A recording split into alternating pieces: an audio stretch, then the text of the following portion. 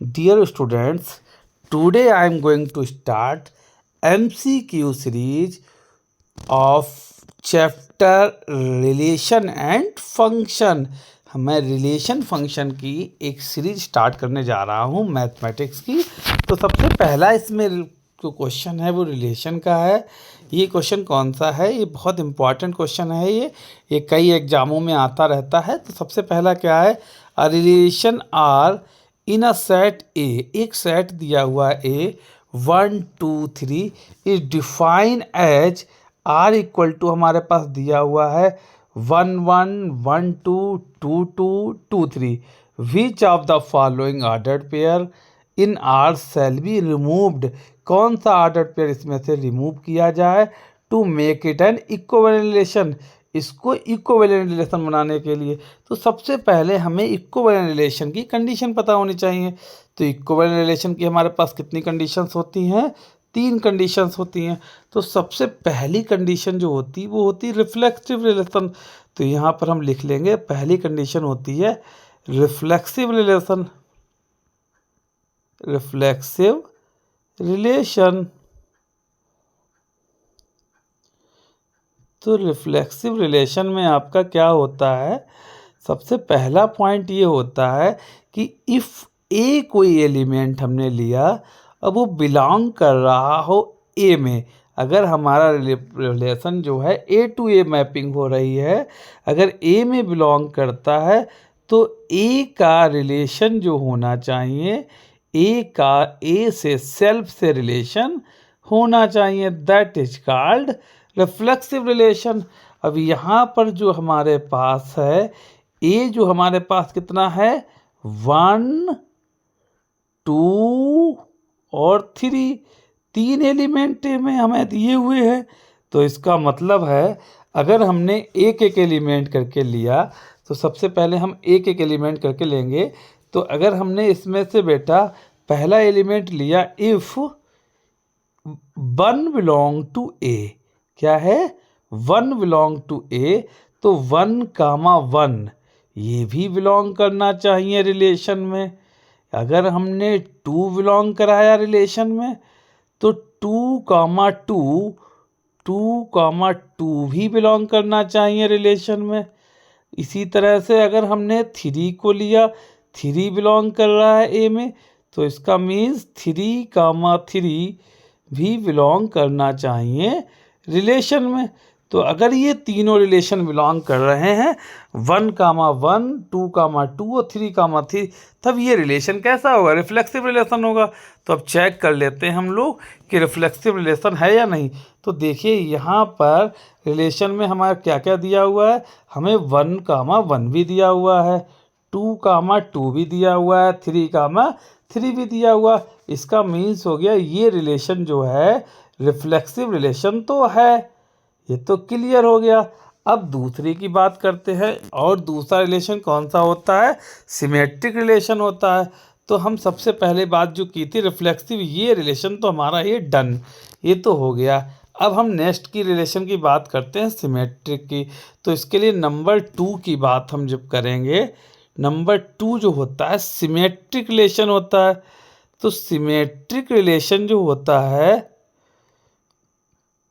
Symmetric की क्या क्या कंडीशंस होती हैं ये मैं बता देता हूँ आपको। सिमेट्रिक रिलेशन की कंडीशन जो होती हैं, ये भी बहुत इम्पॉर्टेंट रिलेशन होता है सिमेट्रिक।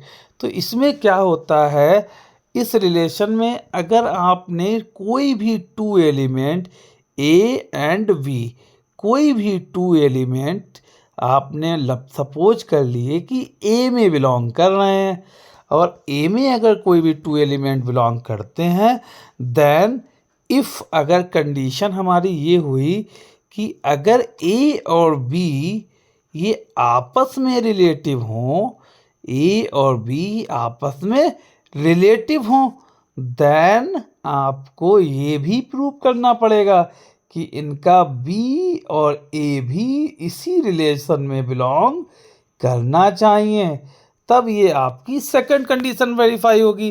तो अब हम चेक करेंगे यहाँ पर कि क्या क्या हमारे पास है।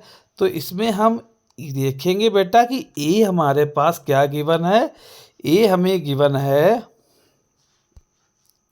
ए हमें क्या गिवन है, ए हमारे पास है, ए हमारे पास कितना था बेटा, 1 2 और 3 था, राइट। तो 1 2 3 था, तो अगर हमने इसमें से कोई भी दो एलिमेंट ले लिए, जैसे 1 2 ले लो या फिर 2 3 ले लो या 3 1, तीन ही तो कंडीशन बन सकती हैं। तो तीनों ही कंडीशन में हमें देखना होता है। तो अगर हमारा एक 1 2 1 और 2 अगर हमने लिया, अगर हमने 1 और 2 ये दो एलिमेंट हमने किसके लिए, ए के ले लिए, और उनका इफ 1 का और 2 का रिलेशन भी डिफाइन कर रहा हो, रिलेशन भी डिफाइन कर रहा हो, तब 2, 1 भी डिफाइन करना चाहिए। देन 2, 1 इज आल्सो बिलोंग करना चाहिए रिलेशन में। अब हम ये चेक करेंगे कि 1, 2 बिलोंग कर रहा है या नहीं कर रहा है। तो इसके आगे हम चेक करेंगे बेटा। तो देखिए कैसे चेक करेंगे, हमारे पास जो रिलेशन दिया हुआ है इसमें देखो बेटा 1, 2 तो बिलोंग कर रहा है, पर 2, 1 देखो पूरे रिलेशन में कहीं पर भी 2, 1 नहीं है। इसका मतलब हम यहाँ पे साफ साफ कह सकते हैं कि 1, 2 तो बिलोंग कर रहा है रिलेशन में, but 2, 1 not belong to relation, 2, 1 relation में बिलोंग नहीं कर रहा है। इसका मतलब ये क्लियर हो गया कि ये वाला जो हमारा पास दिया हुआ है सिमेट्रिक तो नहीं है, सिमेट्रिक तो नहीं है।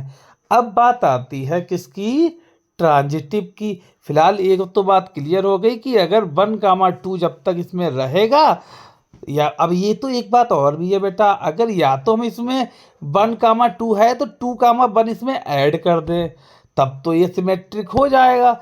और अगर सिमेट्रिक से इसको इस कंडीशन में सिमेट्रिक बनाना है तो या तो हम इसमें से 1, 2 रिमूव कर दें। अब जब रिमूव कर देंगे तो 1, 2 पेयर ही नहीं बचेगा, तो 1, 2 नहीं पेयर बचेगा तो 2, 1 की कोई बात नहीं आई। फिर उस कंडीशन में भी ये फंक्शन जो है आपका सिमेट्रिक कहलाता है। Clear that. तो अब हमारे पास कंडीशन यही हो गई कि अगर ये सिमेट्रिक है तो इसको 1, 2 रिमूव करेंगे। अब थर्ड बात आती है ट्रांजिटिव की। अब ट्रांजिटिव रिलेशन देखो कौन सा होता है। तो ट्रांजिटिव रिलेशन के लिए हम क्या करते हैं बेटा, हाँ तो ट्रांजिटिव रिलेशन के लिए देखिए हम थर्ड पॉइंट पे आएंगे, यहाँ पर नेक्स्ट पॉइंट लिखेंगे ट्रांजिटिव रिलेशन। तो ट्रांजिटिव रिलेशन में हम इस पॉइंट को ले लेंगे, तो ये हो जाएगा ट्रांजिटिव रिलेशन। थर्ड हम इसमें बेटा, हाँ इसको हम अगेन रिमूव करते हैं। हाँ ट्रांजिटिव रिलेशन, तो ट्रांजिटिव रिलेशन क्या होता है, ट्रांजिटिव रिलेशन तो ये भी बहुत इम्पॉर्टेंट रिलेशन होता है। इसमें क्या होता है, इसमें ये होता है कि कोई भी तीन एलिमेंट जैसे ए बी और सी बिलोंग कर रहे हों ए में, राइट।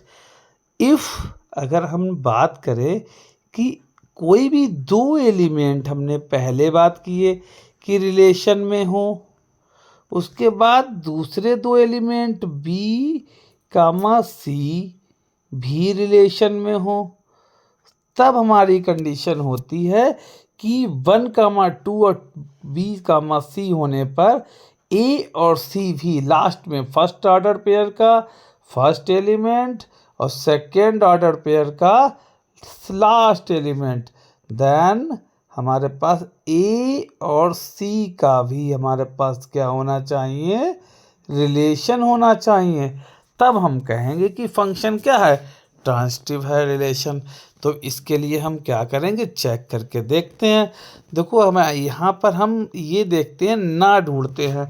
तो सबसे पहले अगर हमने बात किया 1, 1 ये तो बिलोंग कर रहा है रिलेशन में, एंड 1, 1 ले लिया। ऐसे ही हमने क्या ले लिया, 1 और 2 ले लिया। देखो कैसे 1 2 लिया, ये भी सोचो कि हमने ए और बी होता तो ए बी लिया, और बी सी जगह बी है 1 तो यहाँ पर भी बी लेना था तो वी सी लिया। तो हमने 1 1 और फिर 1 2 ले लिया, तो ये दोनों आ गए। देन अगर हम बात करेंगे तब 1 और क्या होना चाहिए, 2 होना चाहिए, मतलब ए और सी होना चाहिए। तो ए सी हमारे पास देखो बिलोंग कर रहा है या नहीं कर रहा, ये चेक करेंगे रिलेशन में। बट हमें पता 1 2 है ही नहीं, तो ये बिलोंग कर रहा है। 1 2 तो कर रहा है ना, 1 2 तो है, 1 2 तो रिलेशन में है ना, तो ये 1 2 तो बिलोंग कर रहा है। ठीक है, इसी तरह से हम दूसरा और भी चेक कर सकते हैं। हमें कंडीशन ढूंढनी होती है नॉट वाली। कौन सी ढूंढनी पड़ती है, नॉट वाली ढूंढनी पड़ती है। अगर सपोज कर लीजिए हमने इसमें से और लिया होता कुछ, जैसे अगर हमने लिया है 1 1 1 की जगह हमने लिया होता 2 और 2 लिया होता, 2, 2 बिलोंग टू रिलेशन। एंड अब बात करें 2 और 3 की, ये भी बिलोंग करना चाहिए। ये बिलोंग है, इसमें नहीं है, तो इसमें कोई प्रॉब्लम नहीं है ट्रांजिटिव से। तो इसमें हमें ये क्लियर हो गया, ये 2, 3 भी बिलोंग नहीं कर रहा, तो ये भी कंडीशन होगी यार ये बिलोंग ही नहीं कर रहा है, तब भी ये ट्रांजिटिव रहता है।